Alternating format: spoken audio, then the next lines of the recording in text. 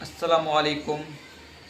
तो आज हम साइंटिफिक रिसर्च एकेडमी की तरफ से जो आज़ादी का अमृत महोत्सव है उस पर रोशनी या प्रकाश डालने की कोशिश करेंगे।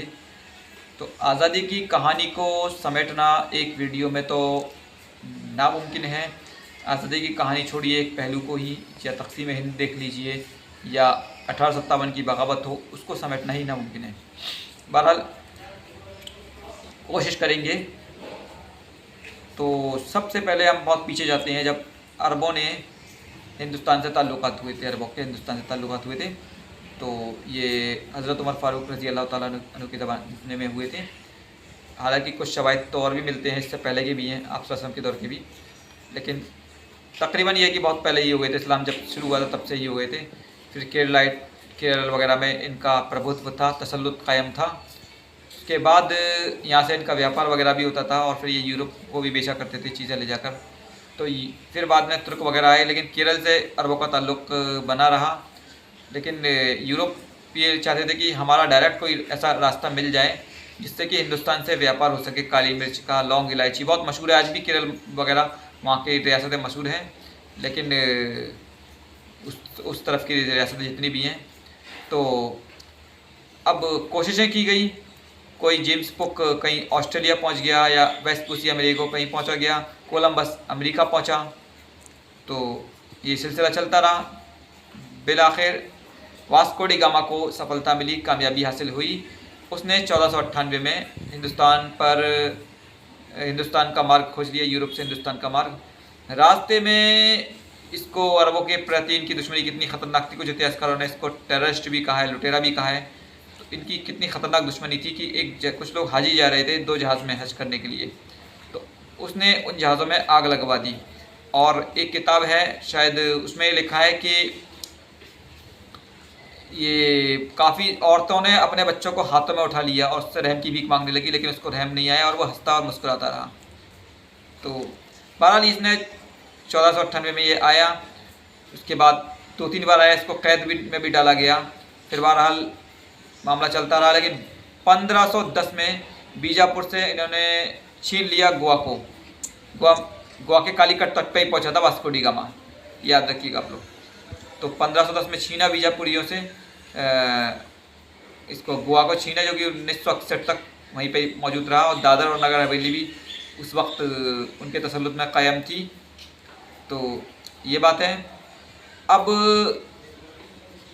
पुर्तगालियों का तो हो गया मामला, और भी फिर कंपनियां आती रही यहाँ पर हिंदुस्तान में। फ्रेंच भी आए, डच भी आए, लेकिन उसके बाद अंग्रेज़ आए। अंग्रेज़ों ने निश्चय किया कि हम 24 सितंबर 1599 में कि हिंदुस्तान से बिजनेस करने के लिए कंपनी खोलते हैं, इसका नाम ईस्ट इंडिया रखेंगे। बिलाखिर 1 जनवरी 1600 में इसकी स्थापना हुई। 1609 में जहांगीर के ज़माने में टामसरो आया था और उसने व्यापार की इजाज़त मांगी। बहरहाल उसको इजाज़त मिल गई, और वो बहुत तफसीली कहानी है, उसमें भी उसको नज़रअंदाज करना पड़ेगा। फिर वही, अच्छा, शाहजहाँ आया। शाहजहाँ ने के दौर में पुर्तगाली ने बहुत जुल्म कर रखा था। उनको अपहरण कर लिया करते थे कुछ उनके वहाँ के बाशिंदों को, मतलब उसकी शाहजहाँ की जहाँ तक सल्तनत कायम थी, और फिर उनसे पैसे लिया करते थे और छीन कर ले जाया करते थे। शाहजहाँ को ये बर्दाश्त नहीं हुआ, उसने बाकायदा उनको सबक सिखाया, और फिर पुर्तगालियों को माफ़ी मांगनी पड़ी थी। तो बहरहाल हिंदुस्तान सुरक्षित हाथों में उस वक्त महफूज था, मामला जो भी हो। लेकिन धीरे धीरे इन्होंने क्या किया, अभी वो दौर नहीं आया, सॉरी। तो फिर औरंगज़ेब का दौर आया। इन्होंने औरंगज़ेब के भी दौर में कई बार पर निकालने की कोशिश की अंग्रेज़ों ने, लेकिन निकाल नहीं सके, क्योंकि उस वक्त तक जितनी भी कंपनियां आई थी, ये डच है, फ्रांस, और सब ने यहाँ से अपना बोरिया बिस्तर तकरीबन समेट लिया था। तो अब अंग्रेज़ों का अहम जो प्रतिद्वंदी कह लीजिए या दुश्मन कह लिए चलिए, तो वो अभी अब मुग़ल ही रह गए थे। तो औरंगज़ेब के ज़माने पर निकालने की कोशिश की। औरंगज़ेब ने 2-3 बार सबक सिखाया।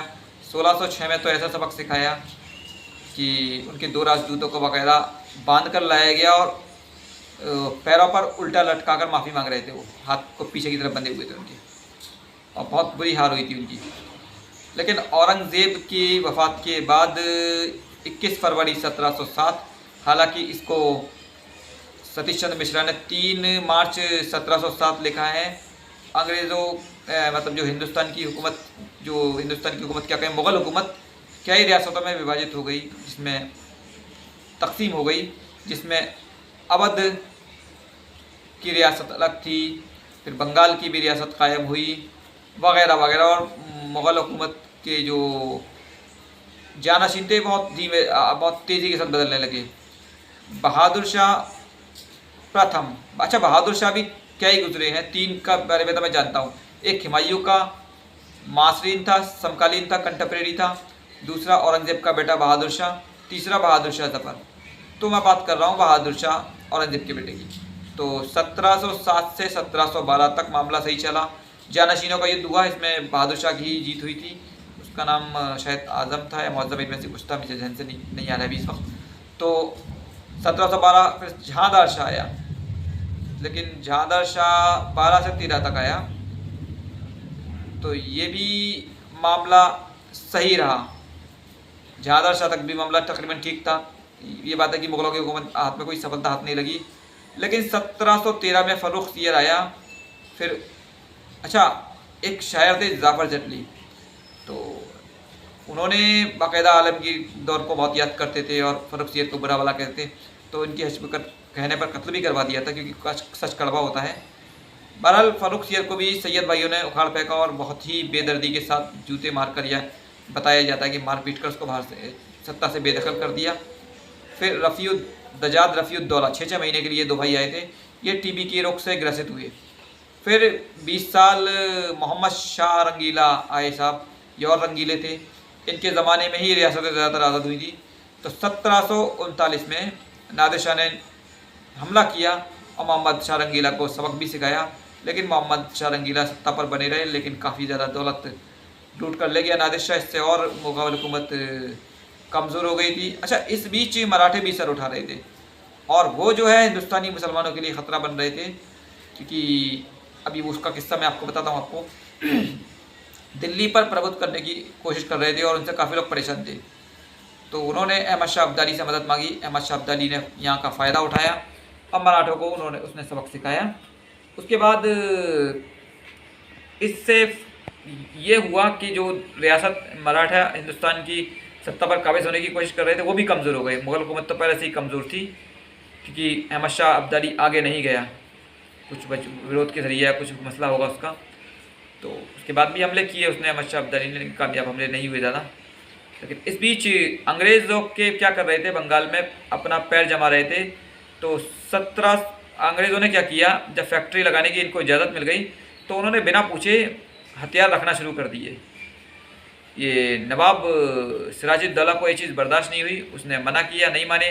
तो एक जंग में बाकायदा छापा मार के इसने बरामद किया। कुछ लोग को एक काल कोठरी में ही बंद कर दिया था, जिसमें कि कुछ लोग मारे भी गए उसमें, जिसका बहाना मिलाकर अंग्रेज़ों ने इससे दूसरा युद्ध करने की सोचा। अच्छा, उन्होंने पूरा बाकायदा प्लान किया कि जो उसके कमांडर वगैरह था उनको ख़रीद लिया और फिर हमला के लिए तैयार हुए। सिराजुद्दौला इससे अनजान रहे। तो वो बादशाह नहीं हो सकता है, नवाब नहीं हो सकता जो अपने गद्दारों से मात खा जाए। तो भाई उसके बाद इनका लड़ाई हुई। लड़ाई क्या हुई, कुछ नहीं, सारे जो उसके सैनिक थे सिराजुद्दौला के अंग्रेज़ों से जा मिले। ये सिराजुद्दौला अकेला रहा, भागना पड़ा इसको। भागते में पकड़ा गया और फिर इसको मीरन है कोई, उसने कत्ल कर दिया, बड़ी बेरहमी के साथ कैद कर लिया गया था बाद में 2 जुलाई 1757 में। तो 23 जून 1757 में ये जो है बात हुई थी। उसके बाद फिर इन्होंने मीर कासिम को बनाया, कभी मीर जाफ़र को बनाया, अपने मकसद के लिए हटाते बनाते रहे। इसी का फ़ायदा उठाकर फिर से एक बार ये लोग एक हुए, मीर कासिम और अवध के नवाब शाह शुजा और ये शाह आलम, सब लोग मिलकर एक हुए और अंग्रेज़ों के खिलाफ लड़ाई का बिगुल फूंका। इलाहाबाद में ये जंग हुई थी, बक्सर की जंग हुई थी 22 अक्टूबर 1764 में। इसमें हार हो गई, 4 या 5 घंटे जंग चली थी, अंग्रेज़ों की जीत हो गई। नतीजा ये हुआ कि अब अंग्रेज़ लोग जो थे उनका नॉर्थ इंडिया पर प्रभुत्व पूरी तरह से स्थापित हो गया तकरीबन। और अंग्रेज़ों से उसको क्या कहते हैं, कुछ शराइत भी मन वाली इलाहाबाद संधि के नाम से जाना जाता है, कुछ जागीरें भी ले ली। तो इस तरह से नॉर्थ इंडिया में भी अब कदम रख गया अंग्रेज़ों का। लेकिन इस बीच 1700 आलम शाह मतलब बने रहे, लेकिन गुलाम कादिर रोहिला ने हमला किया, जिसमें आलम शाह को की आंखों में चाकू भोंक दिया और उसको अंधा कर दिया। फिर बाद में मराठों की ताकत फिर से बढ़ने लगी। फिर उन्होंने माधवराव सिंधिया थे, वो आए और गुलाम कादिर रोहिला को पेड़ वेड़ पर लटका के फांसी वासी दी, और वो जो है इस तरह से उसका अंत हुआ। और अब जो है जो शाह आलम थे मराठों के क्या कहते हैं सहारा के मोहताज रहे। लेकिन उसके बाद हुआ ये कि मराठे भी ज़्यादा दिन तक नहीं टिक सके। तकरीबन 1803 के आसपास इनका पूरी तरह से पतन हो गया, और अंग्रेज़ों का पूरी तरह से तसल्लुत कायम हो गया, क्योंकि मुग़ल हुकूमत तो नाम मात्र थी ही। फिर इन्होंने दिल्ली पर हमला अटैक किया 1803 में ही, और शाह आलम के ज़माने में ही इनको पेंशन दे दी और इनको सिर्फ बादशाह नाम मात्र का बादशाह कर दिया गया। 1803 से लेकर 1806 में भी फिर ये अकबर शाह सानी है 1806 में इनका देहांत हो गया था शाह आलम का। अकबर शाह सानी 1837 तक रहे, फिर बहादुर शाह ज़फ़र आए। अच्छा, बहादुर शाह ज़फ़र को अंग्रेज़ भी बनाना चाहते थे बादशाह, क्योंकि जहांगीर जो थे बहुत कड़क मिजाज के थे, मिर्ज़ा जहांगीर, जो कि मुमताज़ महल के वतन से थे, और ये लाल बाई की लाल कुंवर थी, जिसको लाल बाई भी कहते हैं, के वतन से थे। तो अंग्रेज़ नहीं चाहते थे। इस बीच एक मामला और हुआ, सीटन, जो अंग्रेज़ों ने क्या किया था, अपने यहाँ पर लाल किले में अपने दूत रखना शुरू कर दिए थे कि कहीं साजिश तो नहीं हो रही। तो उनका ख़र्चा बाकायदा उठाना पड़ता था मुग़ल हुकूमत को ही। तो किसी बात पर कहाँ सुनी हो गई, लूलू करके कोई मामला है कि लूलू है साहिब आलम, इस तरह से कुछ कह दिया था उसने। तो उसको सोचा वो शहज़ादा था, तो उसने उसको एक दिन मौका मगर गोली मारने की कोशिश की, लेकिन सीटन तो बच गया। उसके 2 अंगरक्षक मारे गए थे। फिर उसको गिरफ्तार वगैरह किया कुछ दिनों के लिए। फिर ये छूटा तो जश्न हुआ, फूल वालों की सैर मनाई गई, और वो अभी भी मनाई जाती रही है काफ़ी दिनों तक। अब पता नहीं क्या हाल है उसका, तो इसका किस्सा अलग है। लेकिन मुग़ल हुकूमत नाम मात्र की थी। आखिर में हुआ वही कि अंग्रेज़ों ने बहादुर शाह ज़फ़र को ही बादशाह बनाया 29 सितंबर 1837 में। बादशाह क्या बनाया, इनकी हुकूमत सिर्फ लाल किले तक महदूद थी।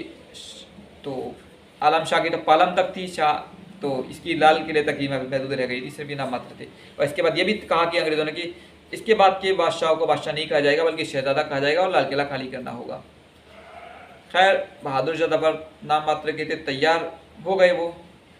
लेकिन फिर उसके बाद एक मामला और हुआ, अफ़गानिस्तान की पहली जंग 6 जनवरी 1842। इसमें अफ़गानों ने अंग्रेज़ों को मुँह की खिलाई, सबको मार दिया, सिर्फ एक को छोड़ दिया, जो कि जलालाबाद में अपनी करुण कथा सुनाने के लिए आया। तो इससे लोगों का हौसला बढ़ा। उन्होंने, अब तक तो ये था कि अंग्रेज़ों को तख्ता उलटना नामुमकिन है, फिर इन्होंने सोचा कि नहीं भाई, अंग्रेज़ों का तख्ता भी उल्टा जा सकता है।